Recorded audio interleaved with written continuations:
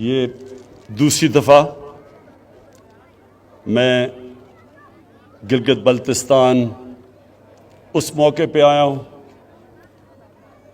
جو ایک خوشی کا موقع ہے کہ جدھر 73 سال پہلے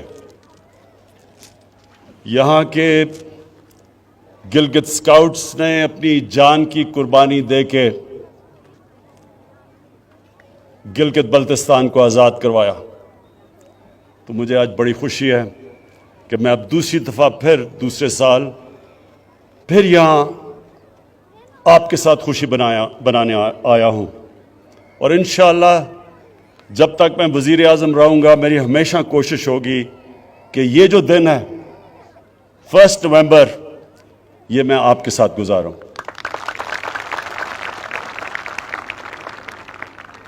میں گلگت 15 سال کی عمر پہ پہلی دفعہ آیا.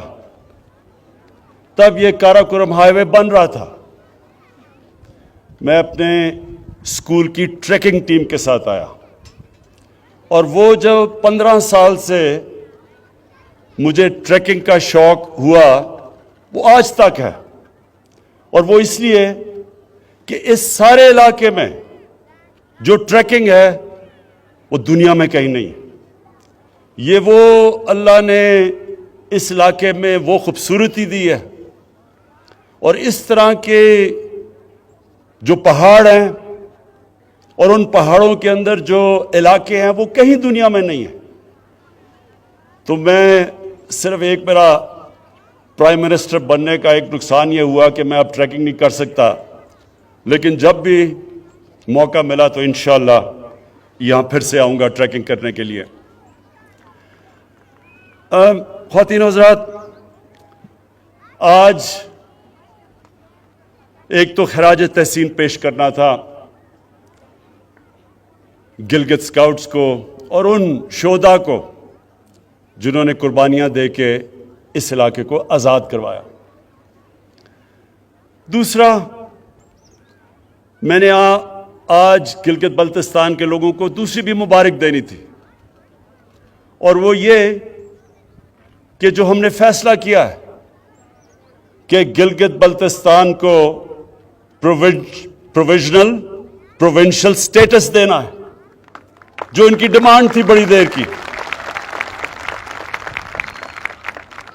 اور یہ یو این سیکورٹی کاؤنسلز کی ریزولوشن کے بیچ میں رکھتے ہوئے ہم نے فیصلہ کیا ہے. وہ سیکورٹی کاؤنسل کی جو ریزولوشنز ہیں اس کے بیچ میں ہم نے فیصلہ کیا ہے, لیکن مجھے پتا ہے کہ یہاں کے نوجوانوں کی بہت دیر کی ڈیمانڈ تھی, تو میں آج اس کی بھی مبارک دیتا ہوں. اب جہاں تک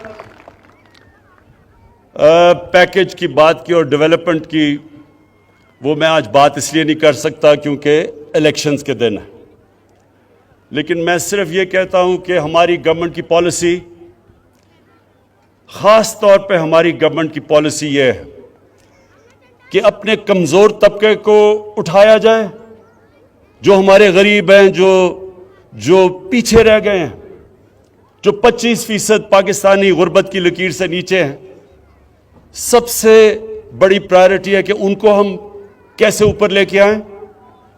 اور دوسری, جو پاکستان کے علاقے پیچھے رہ گئے, جس طرح گلگت بلتستان پیچھے رہ گیا ہے, اور اس کی بہت بڑی وجہ یہ تھی کہ یہ کٹ آف تھا. جب تک کہ کاراکورم ہائی وے نہیں بنا ادھر شاید ہی کوئی آتا تھا اور ڈیولپمنٹ کی چانس نہیں تھی, تو اس لیے یہ پیچھے رہ گیا. لیکن ہمارا قبائلی علاقہ بھی پیچھے رہ گیا ہے, بلوچستان بھی پیچھے رہ گیا ہے, سارے جو مغربی ڈسٹرکٹس ہیں پنجاب کے اندرون سندھ وہ پیچھے رہ گئے ہیں.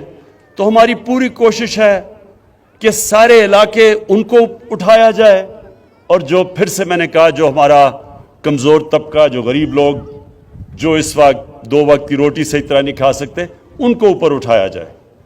تو انشاءاللہ آنے والے دنوں میں آپ دیکھتے رہیں گے کہ ہم جس طرف جا رہے ہیں, ہماری جو سارا ڈیولپمنٹ کا پروگرام ہے وہ جائے گا ہی اس طرف, ان علاقوں میں جو پیچھے رہ گئے. میں کیونکہ آج میرے فوجی بھی سامنے کھڑے ہیں، جوان سامنے کھڑے ہیں، میں ساری اپنی قوم کو اہمیت بتانا چاہتا ہوں کہ کتنا ضروری ہے ایک مضبوط فوج کی، ایک مضبوط فوج کا ہونا پاکستان کے لیے۔ یہ میں اپنی ساری قوم کو بھی بتانا چاہتا ہوں۔ آج اب ساری مسلمان دنیا میں دیکھیں، شروع کریں لیبیا سے، پھر صومالیہ پہ جائیں، پھر سیریا جائیں، پھر یمن جائیں، پھر افغانستان کو دیکھیں، پھر عراق کو دیکھیں، تباہی مچی ہوئی ہے، یا جنگیں ہو چکی ہیں یا ہو رہی ہیں، لیکن عوام مشکل میں ہے، مشکلوں کا سامنا کر رہے ہیں لوگ۔ اور اس کے بعد یہ دیکھیں کہ ہمارے ملک کا جو اس وقت ہمسایہ ہے، ہندوستان میں آج وہ حکومت آئی ہے جو پچھلے 73 سال میں سب سے زیادہ انتہا پسند، مسلمانوں سے اور پاکستان سے نفرت کرنے والی، جو وہ ہندوستان میں مسلمانوں سے کر رہے ہیں، جو دو انہوں نے قانون بنائے، سٹیزن شپ لا اور ایک اور رجسٹریشن لا، یہ ہیں ہی مسلمانوں کی طرف کہ ان کو ایک برابر کا شہری ہندوستان میں نہ سمجھا جائے۔ اور جو انہوں نے کشمیر میں کیا 5 اگست 2019 کو، کسی ہندوستان کی حکومت نے وہ نہیں کیا کشمیر کے لوگوں سے جو اس انتہا پسند، ریسسٹ، ٹوٹیلیٹیرین، جو ریشل سپریمیسی میں بلیو کرتی ہے، باقی انسانوں کو برابر نہیں سمجھتی، ہندوتا کا جو نعرہ لے کے آئی ہے۔ انہوں نے جو کشمیریوں پہ ظلم کیا، کبھی اس طرح کا ظلم پہلے نہیں ہوا۔ تو اس تناظر میں دیکھنا چاہیے کہ کتنی ضرورت ہے آج ہمیں ایک مضبوط پاکستان کی فوج کی اور سیکیورٹی فورسز کی۔ کوئی ہفتہ نہیں گزرتا جب ہمارے سیکیورٹی فورسز اپنی جان کی قربانیاں نہیں دیتے۔ پرانے قبائلی علاقہ جو مرج ڈسٹرکٹس ہیں، اب ادھر سے لے کے اب بلوچستان، کراچی میں بھی کبھی کبھی ایک پورا پلان سے پاکستان کے خلاف دہشت گردی کی جا رہی ہے۔ اور کون ان کے سامنے کھڑا ہے؟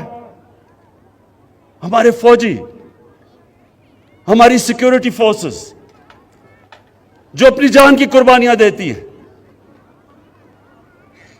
اور ہم وہ خوش قسمت ملک ہیں کہ جو پچھلے 15 سال میں جس طرح کی 15 سال میں دہشت گردی پاکستان میں ہوئی، اور جو ہمارے دشمنوں نے پورا فائدہ اٹھایا اس سے اور ہمیں ڈی سٹیبلائز کرنے کی کوشش کی، ہم اپنی آج سیکیورٹی فورسز کو داد دیتے ہیں کہ ان کی وجہ سے آج پاکستان محفوظ ہے، اور ان کی وجہ سے، ان کی قربانیوں کی وجہ سے آج ہمارا وہ حال نہیں ہے جو کئی اور مسلمان ملکوں کا حال ہے۔ اور ہمیں یہ بھی پتہ ہے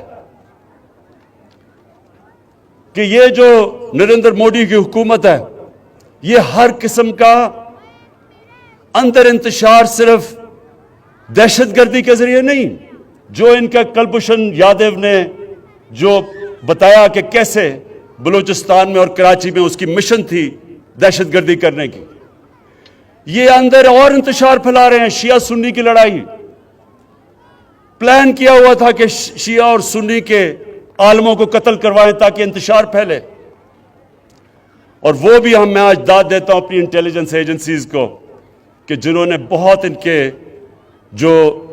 کے پروگرام تھے انتشار پھیلانے کے، وہ پاش کیے۔ میں آج جو آخر میں بات کرنا چاہتا ہوں وہ ایک آج آج کل کے دنوں میں ایک پورا پلان بنا ہوا ہے. ہمارے وہ لوگ جو کہ اپنے آپ کو ڈیموکریٹس کہتے ہیں, سیاستدان کہتے ہیں, وہ پوری طرح آج ہماری پاکستانی فوج کے اوپر اور پاکستان کی عدلیہ کے اوپر انہوں نے پورا ڈسکریڈٹ کرنے کا ان کو پروگرام بنایا. لیکن یہ کیوں ہے؟ یہ آج سب میں اپنی قوم کو بتانا چاہتا ہوں یہ کیوں ہو رہا ہے. میرا جو پہلا جب میں وزیر اعظم بنا تو جو میرا پہلا خطاب تھا, اگر آپ وہ دیکھیں تو اس میں نے دو خاص طور پہ چیزیں کہی.